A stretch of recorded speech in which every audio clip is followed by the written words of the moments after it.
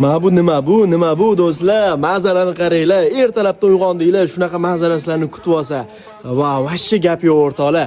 Qaranglar, hozir biz dachadamiz, shulardan sizga qissa birin-ketin obzor qilib beraman. Birinchi obzorimiz mana bunaqa go'zal basseyndan boshlaymiz. Xohsanglar bu yerdan chiqib kalla tashlasanglar ham bo'ladi.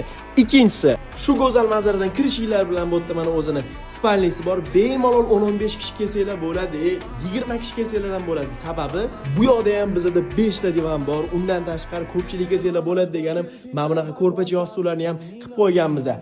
Bu yoqda o'zini sanuzeli, bundan tashqari o'rtoqlar bilan mana bunaqa maza qilib PlayStation o'ynab, gaplashib bu narsa ichib o'tirsanglar bo'ladi. Va bu yoqda bizani birinchi etajimiz. Voy, mana bu go'zallikni qaranglar, tashqarida havoni tozaligini qaranglar. Bu yoqda yana alohida bizning mana bunaqa spalnimiz bor. Undan tashqari bu yoqda mana bunaqa qo'shuvlarni qo'yib, o'rtoqlar bilan maza qilib stol tennis o'ynasanglar bo'ladi. Undan ham maza qiladigan joylar mana bunaqa vibe'da. Voy, o'rtoqlar bilan bilyard ketadi-yu. Asoqlar bu yerda 4 ta bola bilyard. Bu yerda maza qilib qozonga olib pishirib yeb olsizlar o'rtoqlar va tashqarida mana bunaqa vibe turibdi.